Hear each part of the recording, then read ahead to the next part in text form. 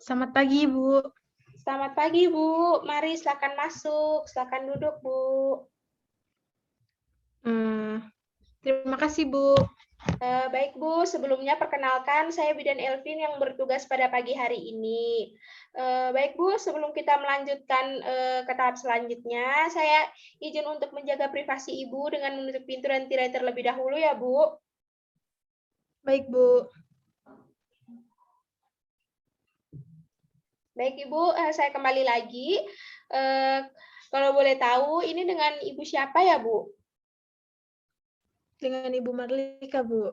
Baik, Ibu Marlika. Apa ada yang bisa saya bantu, Bu? Jadi begini, Bu. Ini kan kehamilan pertama saya kan, Bu. Saya itu bingung, Bu, makanan yang cocok untuk saya. Makan pada kehamilan itu apa saja, Bu? Saya takutnya salah makan, Bu. Oh, begitu ya, Ibu. Ibu baru kehamilan pertama ya, Bu. Jadi Ibu bingung begitu, Bu. Ya, Bu. Baik, Bu. Saya akan menjelaskannya secara rinci ya, Bu, satu persatu. Jadi sebelumnya saya izin untuk men-share screen terlebih dahulu ya, Bu. Ya, Bu.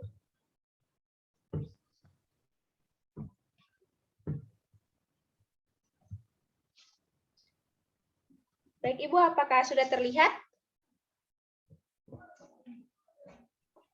Sudah, Bu. Baik, Bu. Pertama, saya akan menjelaskan pengertian dari gizi pada ibu hamil terlebih dahulu ya, Bu. Jadi, gizi ibu hamil adalah berupa makanan yang berbentuk padat, cairan, berserat, yang merupakan kebutuhan pokok bagi ibu hamil yang berfungsi sebagai tenaga dan menghasilkan energi, menyediakan materi yang dibutuhkan oleh tubuh untuk menjalankan proses-proses metabolisme. Lalu berikutnya saya akan menjelaskan dampak kekurangan gizi ya, Bu. Jadi, pola makan yang salah dapat menyebabkan masalah pada kondisi ibu hamil. Misalnya itu, kekurangan asupan gizi pada trimester pertama dikaitkan dengan tingginya kejadian bayi lahir prematur, kematian janin, dan kelainan pada sistem syaraf pusat bayi. Berikutnya, kekurangan gizi pada trimester 2 dan trimester 3 yang dapat menghambat pertumbuhan janin atau janin tidak berkembang sesuai dengan usia kehamilannya ya, Bu. Lalu berikutnya saya akan menjelaskan macam-macam dari kebutuhan gizi pada ibu hamil. Jadi ibu hamil membutuhkan makanan yang terdiri dari karbohidrat, lemak, protein, mineral, vitamin, zat besi, asam folat, zat seng, dan kalsium. Berikutnya penjelasan secara rincinya ya, Bu. Yang pertama itu adalah karbohidrat. Jadi karbohidrat merupakan sumber utama untuk tambahan kalori yang dibutuhkan selama kehamilan. Jadi pertumbuhan dan perkembangan janin selama dalam kandungan membutuhkan karbohidrat sebagai sumber kalori utama. Pilihan yang tepat dianjurkan adalah karbohidrat kompleks. Yang contohnya itu seperti roti, sereal, nasi, dan pasta. Selain mengandung vitamin dan mineral, karbohidrat kompleks juga meningkatkan asupan serat yang dianjurkan selama hamil untuk mencegah terjadinya konstipasi ya, Bu. Lalu berikutnya kebutuhan yang dibutuhkan selanjutnya adalah lemak. Jadi, pertumbuhan dan perkembangan janin selama dalam kandungan membutuhkan lemak sebagai sumber kalori utama. Lemak merupakan sumber tenaga yang vital dan untuk pertumbuhan jaringan plasenta. Jadi pada kehamilan yang normal, kadar lemak dalam cairan darah akan meningkat pada akhir trimester 3. Jadi tubuh wanita hamil juga menyimpan lemak yang akan mendukung persiapannya untuk menyusui setelah bayi lahir ya, Bu. Baik, Bu, apakah sampai di sini ada yang ingin ditanyakan? Baik, Bu, jika belum saya lanjutkan lagi ya, Bu. Kebutuhan yang berikutnya adalah protein. Jadi kebutuhan protein bagi ibu hamil sekitar 60 gram ya Bu, artinya wanita hamil butuh protein 10-15 gram yang berfungsi untuk membentuk jaringan baru, zat pembangun pengganti sel-sel yang rusak dan merupakan bagian penting di dalam plasma sel. Protein juga tersedia sebagai cadangan makanan. Selanjutnya ada mineral dan vitamin. Jadi, ibu hamil juga membutuhkan lebih banyak vitamin dan mineral dibanding sebelum hamil. Tambahan zat gizi lain juga penting untuk membantu proses metabolisme energi. Kebutuhan vitamin A dan C juga meningkat, terutama magnesium dan zat besi. Lalu yang berikutnya ada zat seng. Jadi, ibu hamil yang memiliki kadar zat seng rendah dalam makanannya berisiko melahirkan melahirkan prematur ya Bu.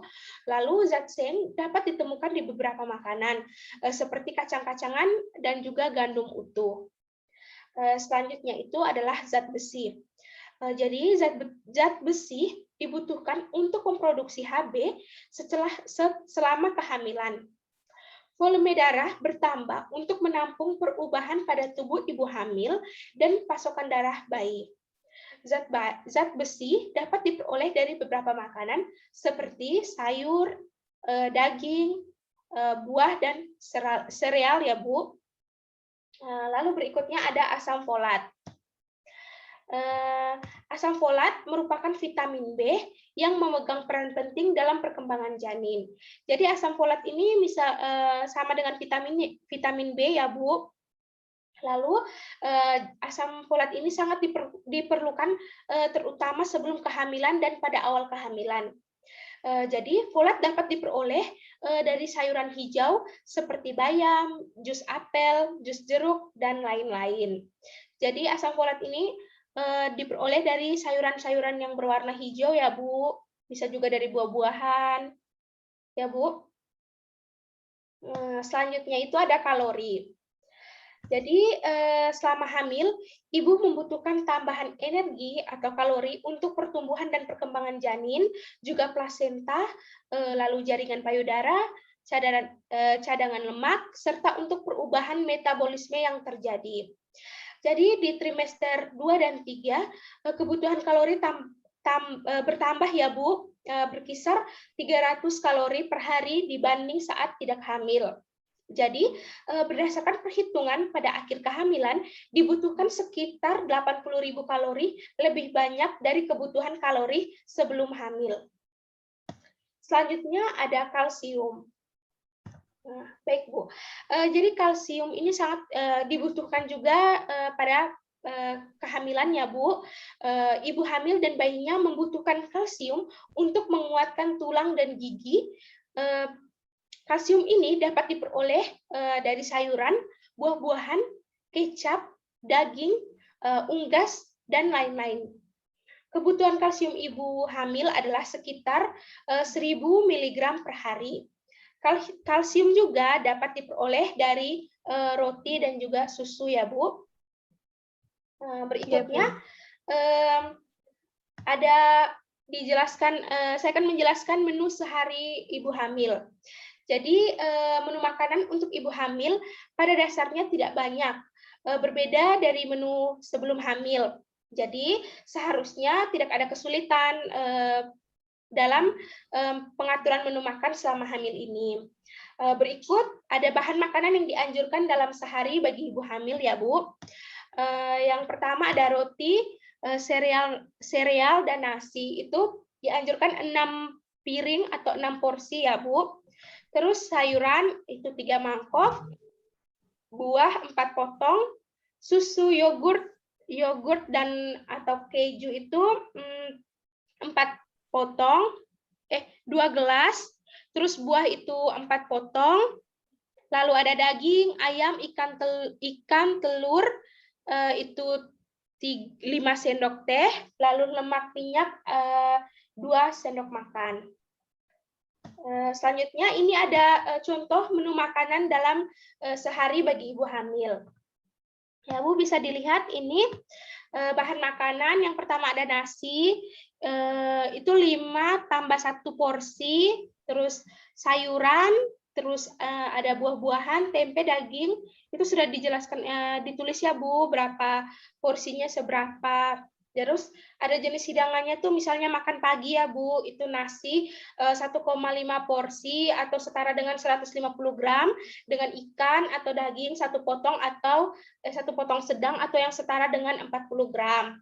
Lalu ada tempe 2 potong sedang yang setara dengan 50 gram, lalu sayuran 1 mangkok dan buah 1 potong sedang. Lalu bisa diselingin dengan makanan atau minuman seperti susu 1 gelas dan buah 1 potong sedang. Lalu yang berikutnya ada susu ya. Susu itu susu porsinya itu 2 gelas, lalu minyak porsinya itu 5 sendok teh. Jadi makan siang itu bisa memakan nasi 3 porsi atau setara dengan 300 gram dengan lauk, sayur, dan buah-buahan sama dengan yang pagi ya, Bu. Lalu bisa diselingi dengan susu 1 gelas dan buah 1 potong sedang. Lalu berikutnya ada gula. Gula itu porsinya 2 sendok makan. Yaitu pada makan malam itu nasi 2,5 porsi atau setara dengan 250 gram dengan lauk, sayur dan buah-buahan sama dengan menu pagi. Lalu bisa diselingi dengan susu 1 gelas. Baik, Bu, saya lanjut ya, Bu. Selanjutnya ada anjuran khusus ya, Bu. Bagi ibu hamil, sebaiknya mengonsumsi sedikit 2 gelas susu sehari atau makanlah hasil produksi lemak lainnya. Ingat, keanekaragaman bahan makanan merupakan kunci dari menu makan yang bergizi seimbang. Kebutuhan kalori mudah didapat dari tambahan porsi biji-bijian, sayuran, buah, dan susu rendah lemak. Jika ibu baru mengonsumsi menu bergizi setelah beberapa minggu kehamilan, diharapkan keterlambatannya tidak melampaui masa trimester 2, yang merupakan masa pertumbuhan janin terbesar. Ibu hamil tidak dianjurkan untuk memakan makanan yang membuat mual dan muntah, atau olahan apapun seperti makanan yang dibakar. Makanan yang dibakar boleh saja dimakan, asalkan benar-benar matang dan tidak dikonsumsi bagian kosongnya. Lalu berikutnya alkohol, kopi juga tidak dianjurkan diminum selama hamil karena kurang mengandung zat gizi dan kemungkinan memberikan efek negatif baik bagi ibu maupun bagi janin. Baik, Bu, penjelasan saya sudah selesai. Apakah Ibu sudah mengerti? Sudah, Bu. Baik, Bu. Apakah ada yang ditanyakan, Bu? Tidak, Bu. Baik, jika tidak ada Baik, Bu. Jadi Ibu sudah mengerti ya, Bu? Iya, Bu. Baik, karena Ibu sudah mengerti, saya izin bertanya ya, Bu. Iya, Bu. Baik, Bu. Tadi kan dijelaskan macam-macam kebutuhan gizi bagi ibu hamil ya, Bu. Kalau boleh tahu itu apa saja ya, Bu? Yaitu ada karbohidrat, lemak, protein, mineral, vitamin, zat besi, asam folat, zat seng, dan kalsium. Baik, benar ya, Bu. Berarti Ibu tadi sudah benar-benar paham ya, Bu. Baik, Bu, penjelasan saya sudah selesai. Terima kasih atas kerjasamanya ya, Bu. Dan Ibu juga sangat kooperatif sekali, Ibu, dalam mendengar penjelasan saya tadi. Terima kasih ya, Bu. Nanti sekitar 1 bulan lagi atau 2 bulan lagi, Ibu bisa datang kembali ke sini untuk melakukan konsultasi ya, Bu. Baik, Bu. Baik, Bu. Hati-hati ya, Bu.